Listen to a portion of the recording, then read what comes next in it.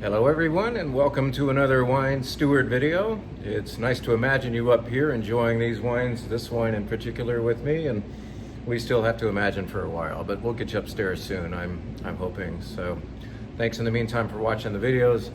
And this time we want to give you a few announcements, a couple of reminders, and then get to the heart of the matter by describing 5 wines that are somehow going to get open today and enjoyed, well, at least for sake of a good video, right? You'll have to imagine what they're like, but maybe I can clue you in. You'll get enticed, and you can order them off of our website, theWineSteward.com, and they'll be on there as of today. I'll get them posted. So let's get right to it and tell you, first of all, as a reminder, that our main drag through town, called Main Street, is going to be closed once again starting tomorrow evening, Friday evening, straight through to Sunday evening, so that restaurants can use the street for some outdoor dining and sipping. And just want to remind you that parking will once again be a little bit tricky, and that the new curbside during these weekends is our back door. So if you have an order that you're going to come pick up, having ordered it on theWineSteward.com, then you can simply call us when you're approaching our back door, and if there's no parking back there, simply double park for a second. We'll rush out your order to you. So just be aware that actually people have been finding parking during these weekends of street closures so far. So far so good. You're still finding us. We're appreciative. Keep up the good work.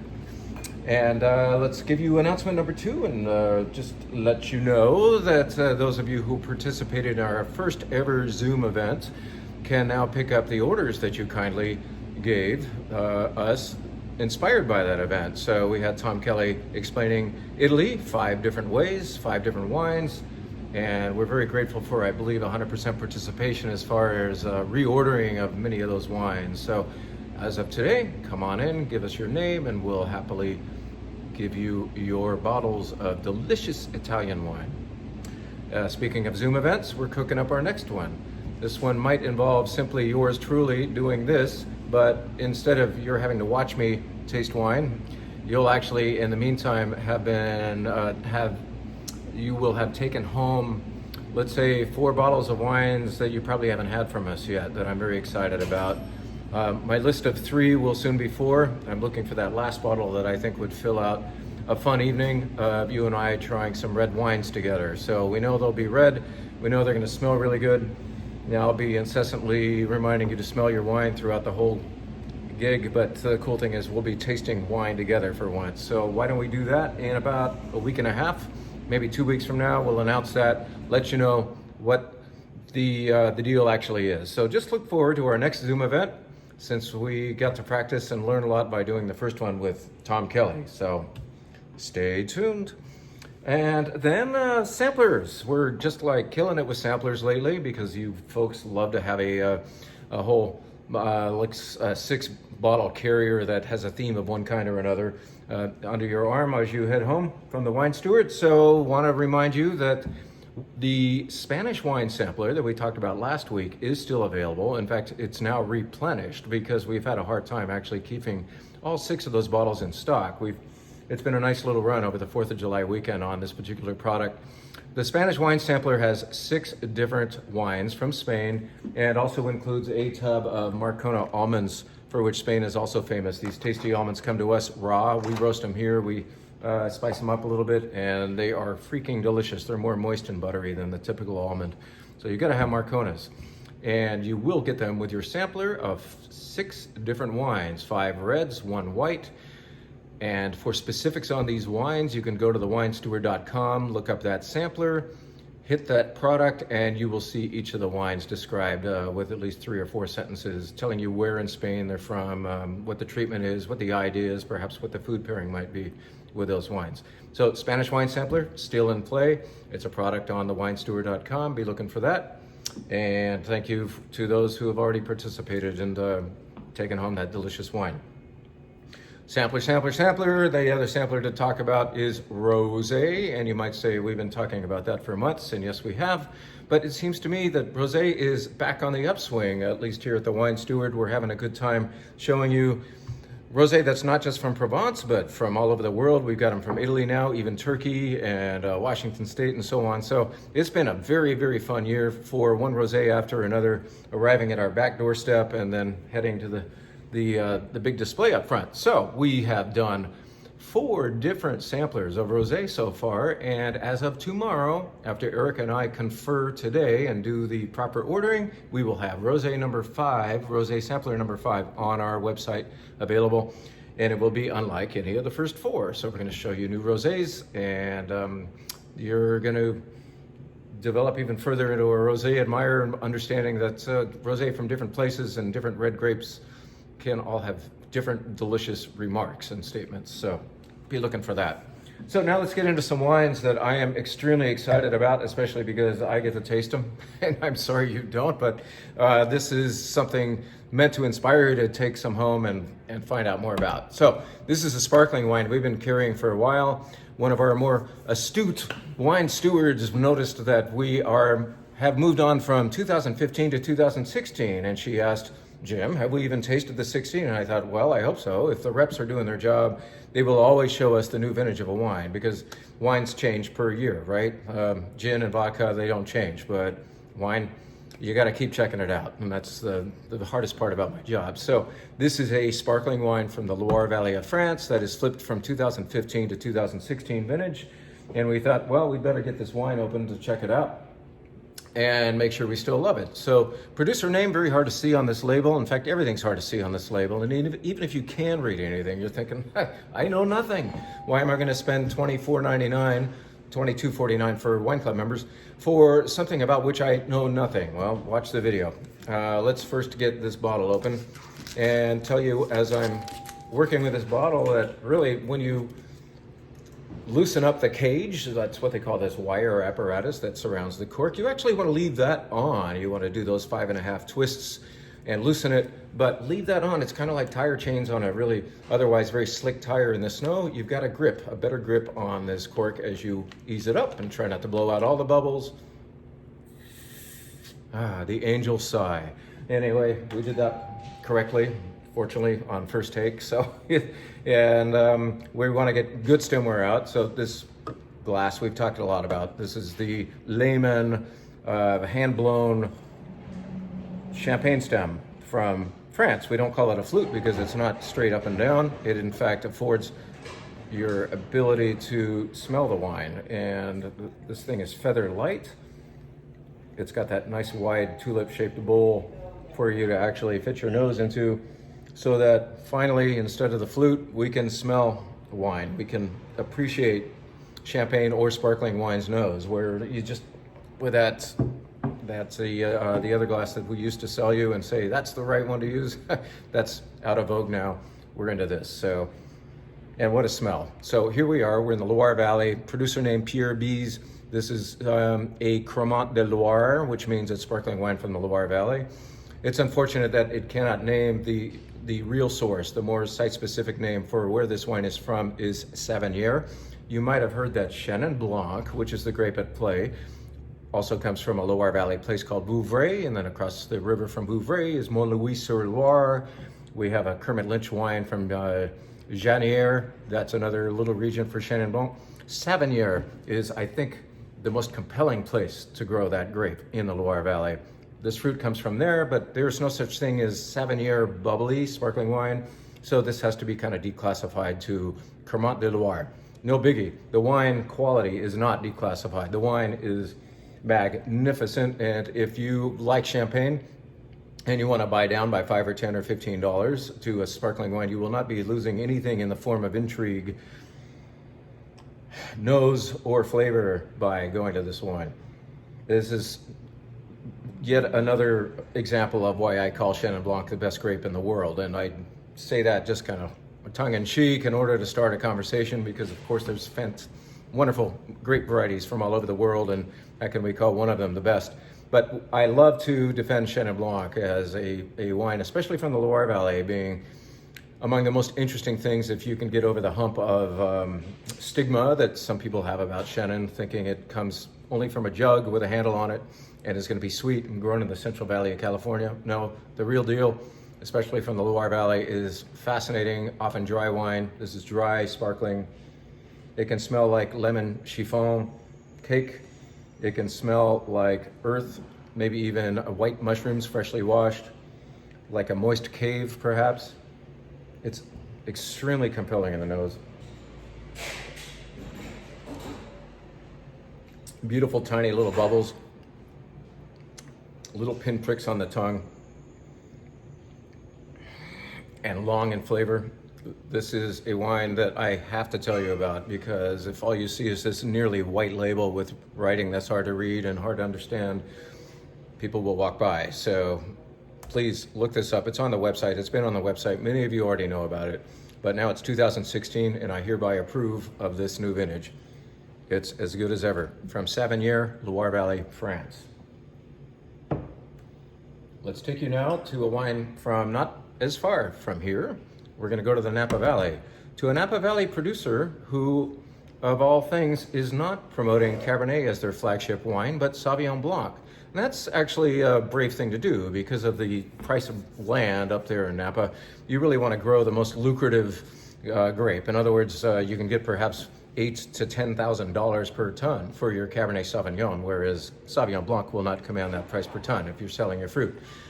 So, brave, thumbs up to these guys for their bravery, but I am especially intrigued by the fact that this wine with a French name, Le Petit Coquerel, Sauvignon Blanc, is made by a French woman who was born and raised in Bordeaux and did her early winemaking training there, and in fact worked for Chateau Carbonieux, which makes one of the most famous white Bordeaux's that we know of. And here we are going to northern Napa Valley, to Calistoga, for a Sauvignon Blanc made by a French woman, owned by people brave enough to call Sauvignon Blanc their flagship. This wine is in the high teens, basically. I think it's $18.99 and down from there with your wine club discount. And I am transported to France in a way when I smell this wine. I am reminded actually of Loire, or maybe even Gascony, if you've ever had Gascon Blanc. You might smell a similarity. Lots of beautiful gooseberry green fruit. What are the other green fruits? Well, maybe limes, and there's a leafiness too, like a just rained on foliage quality. It's bright, super bright. I mean, we're gonna hit 95 degrees today. This is the wine that I would like to have on the patio this afternoon. Lean and zingy, a little bit of fruity fleshiness to it, no oak whatsoever. It's a beautiful wine for a warm day. And here we are, we're using this white wine glass, a skinny glass, compared to, showing you a little bit of reference point here, that's a red wine glass. This glass is going to emphasize the brightness. We don't want to do anything that flattens this wine out or makes it bigger or richer. We want the pristineness of this wine to be emphasized. And this glass, this wine, a great winemaker, a great place in northern Napa Valley, Calistoga, single vineyard. It's crazy that for under $20 we're accessing such a good wine from a site that could be making, let's say, $70 Cabernet. Pretty cool. Hard to leave that behind, but we must move on to another wine that's just as interesting for its source. This is a producer in the Santa Cruz Mountains called Big Basin. You may have heard of it before. In the long distant past, we were selling this gentleman's Syrah, more recently a gorgeous Chardonnay, and now here comes a Pinot Noir from Big Basin. Well, they don't grow all of their fruit in Santa Cruz Mountains, and this wine is an indication of that with two different sources. This is Pinot Noir coming from two different places in Monterey County. Let's get it open. Let's get the right glass. This is the Pinot Noir glass, great for Nebbiolo as well. Big fat bowl, because if you love Pinot, you know that one of the best parts of Pinot, if not the best part, is what it smells like. And this is that bowl that makes Pinot's aroma even more extravagant and just like gives it all up. So, Big Basin, Monterey County. So we're in Monterey, and your first, if you know anything about the area and that county and all of its famous wine regions, you will perhaps assume that this is coming from the Santa Lucia Highlands, where you have vineyards like Gary's and Pisoni and Sleepy Hollow, and that is probably the most famous wine area within Monterey County. Instead, you're in two different locations that have nothing to do with the Santa Lucia Highlands. The first is called Coast View Vineyard, which is 2,400 feet up above sea level on the east side of Monterey County. It's near the Pinnacles National Park, if you know where that is. It's very, very near the Chalone AVA, American Viticultural Area, but they're just north of Chalone, so can't be using that name. Coast View Vineyard, high up, decomposed granite and some limestone soils, some of the only limestone that vintners can find here in California, which is highly prized in places like Burgundy, France.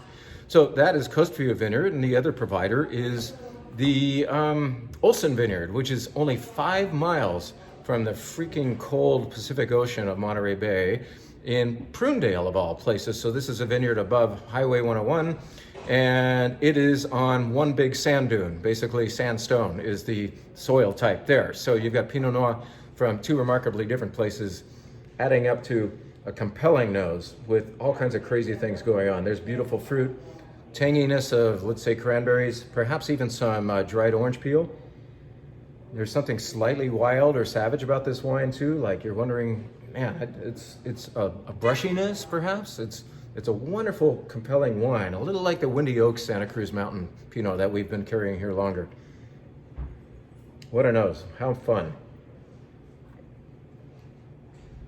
And even though it's got delicious, fully ripe richness, you can almost imagine the tanginess of the brine coming in from the sea. Probably that Olson Vineyard fruit is talking here with a certain tangy brininess, along with the richness. This wine, just like it having 2 vineyards, is giving you 2 experiences in one wine. And so, in fact, Big Basin calls this dune and mountain Pinot Noir, referring to those 2 remarkably different sites. Gosh, over 2,000 feet difference in elevation. You got to check out this new Pinot Noir. All right. Let's take you to what is sometimes called the Pinot Noir of the Rhone. Now, we're not going to go to the Rhone Valley, but we are going to have the Rhone Valley's workhorse grape variety here. This is Grenache, and it is coming not from the Rhone, as I said, not from California either, but once again, the new vintage of Washington State's small family-owned winery called Sparkman. Sparkman's Wonderwall Pinot Noir. Wonder something. Wonderland. I don't have my glasses on. Wonderland Pinot Noir. Now, you would think I would know that because we were selling this wholeheartedly last year after the last Washington State event. Anyway, this is the encore performance, and we are extremely pleased that the wine is great once again. And that's not always true of wine, and that's why we're trying new vintage after new vintage, because we have to make sure that whereas there's a great memory of the wine that we ran out of, that experience might not be replicated in the new year. It does work here. This is Grenache, 86%, I believe, and 14% Syrah from Washington State. There's not so much Syrah in there that hides the Grenache character at all. It's still got that charming fruit pie filling that we love from Grenache. All the Syrah does is maybe darken the color a little bit and add a little bit of curviness to the palate feel. Now, this is yet another wine that you might want to use the Pinot Noir glass for.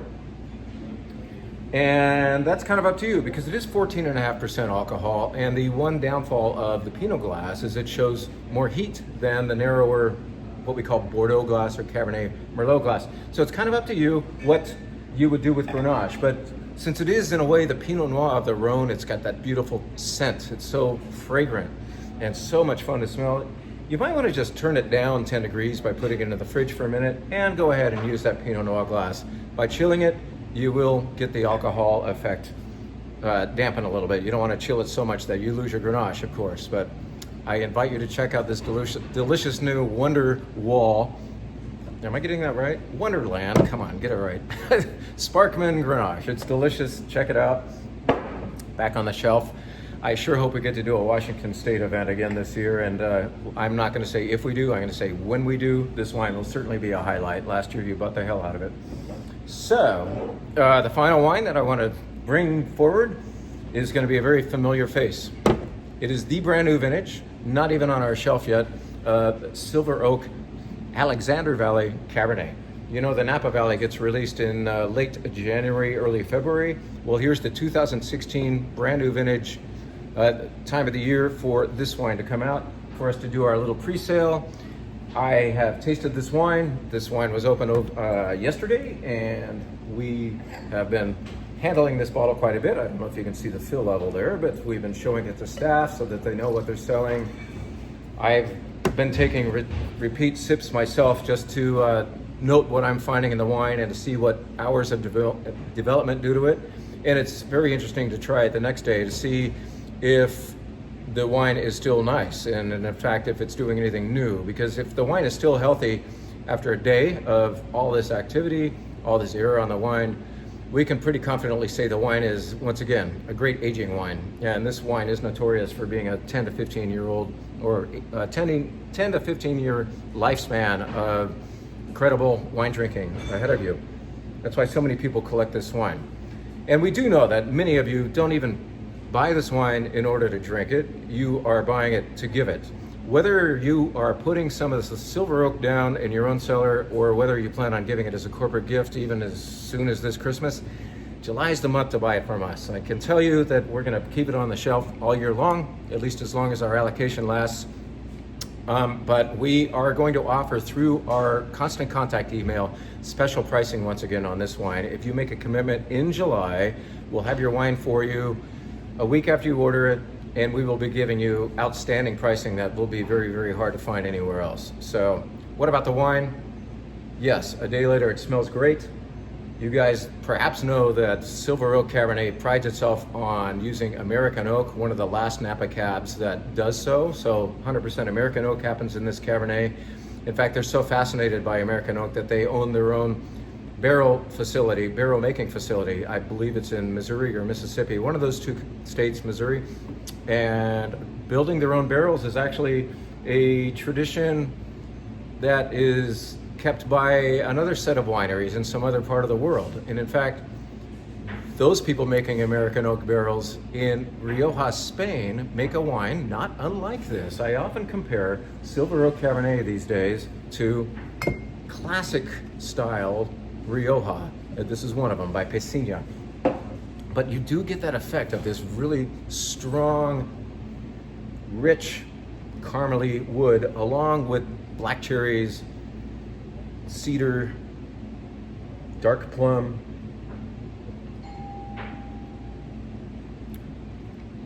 And overnight, actually within 5 minutes of my swirling it yesterday, I found that the very obvious wood flavors and the fruit sitting over here got together and made a little love. And all of a sudden the wine was becoming less ragged and disjointed, and you started to have integration of those two main effects, fruit and oak. And now, overnight, it's become truly one wine. And it, once again, I love Rioja. It is the one wine from Europe where having a lot of oak on the palate and in the nose is totally okay because Tempranillo loves that. This Cabernet, the way they make it from the Alexander Valley, that set of flavors of fruit, totally accommodates the silver oak preference for American wood here. It's a beautiful wine again. I would say that 2016, if there's a difference between other vintages, the palate feel is a little broader and richer at release. However, I still feel that structure that says this wine will age. So those of you who are getting our emails, and I hope you are, please be looking for the next one, which will offer very, very good pricing only within July on this world famous wine that you either love to drink or love to give, or perhaps both. So I appreciate your listening to us talk about 5 wines today, and sparkling, and then dry white wine, delicate reds, a little richer reds, and then finally this gorgeous thing from Silver Oak. We appreciate your interest. We hope that each one of you got to hear about a wine that you like today, that you'll be using the winesteward.com to get these wines. The Silver Oak, however, the pricing can only be gotten, the special pricing, by emailing back. So let's talk another way on that one. Thank you so much. Have a nice weekend. Appreciate all you're doing with and for the Wine Steward.